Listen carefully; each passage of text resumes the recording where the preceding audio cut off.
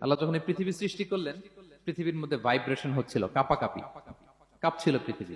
আল্লাহ পৃথিবীর কাঁপাকাঁপি বন্ধ করার জন্য এই পেরেকের মতো পাহাড়গুলোকে পৃথিবীতে ঠুকে দিলেন, কাঁপাকাঁপি বন্ধ হয়ে গেল। এই দৃশ্য দেখে ফেরেশতারা বলে, ইয়া রাব, হাল মিন খালকিকা আসাদ্দু আলাল জিবাল। আল্লাহ, পাহাড়ের এত শক্তি, পৃথিবী কাঁপতেছিল, পাহাড় আপনি ঠুকে দিলেন, পৃথিবীর কাঁপাকাঁপি বন্ধ হয়ে গেল। আপনার সৃষ্টির মধ্যে পাহাড়ের চেয়ে শক্তিশালী কিছু আছে? আল্লাহ বললেন আছে।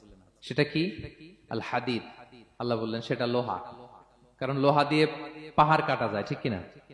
লোহার কথা শুনে ফেরেশতারা অবাক। লোহা পাহাড়ের চেয়ে শক্তিশালী? ফেরেশতারা প্রশ্ন করলো, ইয়া রাব্বি হাল মিন খালকিকা আশাদ্দু মিনাল হাদিদ। তাহলে আপনার সৃষ্টির মধ্যে লোহার চেয়ে শক্তিশালী কিছু আছে? আল্লাহ বললেন আছে। কি সেটা? আন্নার, আগুন। কারণ আগুন লোহাকে কি করে? গলিয়ে ফেলে।